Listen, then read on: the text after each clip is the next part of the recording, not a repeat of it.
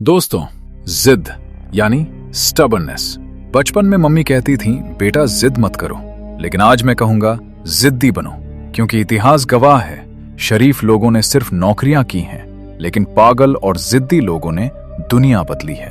आज हम उल्टी गिनती शुरू करेंगे उन 5 लोगों की जिनका दिमाग इतना खराब था, जिनका फ्यूज इतना उड़ा हुआ था कि उन्होंने ना शब्द को अपनी डिक्शनरी से ही डिलीट कर दिया था। ये वो लोग हैं जिन्होंने मौत, कुदरत और किस्मत तीनों को कहा चल हट। नंबर 5 पर है वो बाबा जिनकी फोटो देखकर आज भी आपके मुंह में पानी आ जाता है, कर्नल सैंडर्स।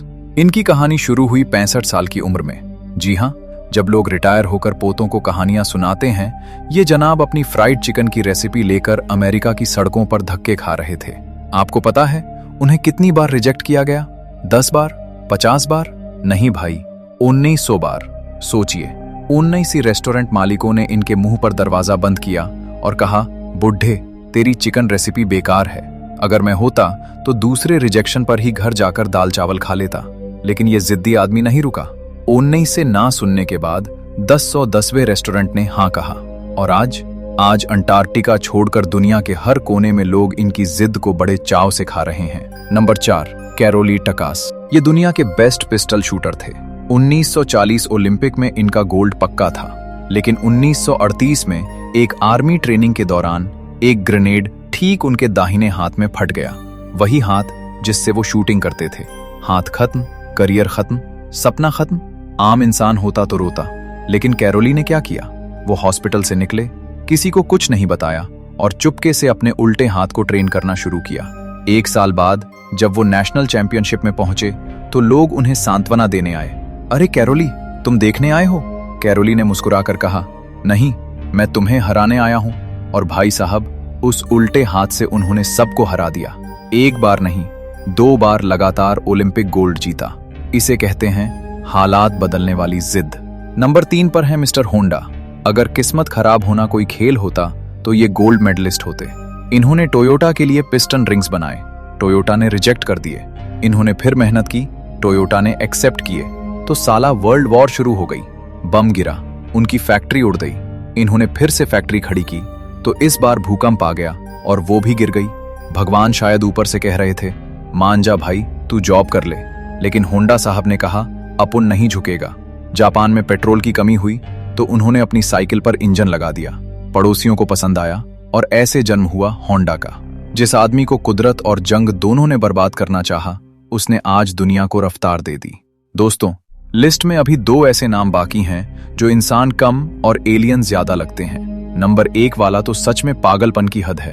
अगर आपको ऐसे रोमांचक किस्से पसंद आ रहे हैं तो अभी उस सब्सक्राइब बटन को दबा दो और लाइक मारो।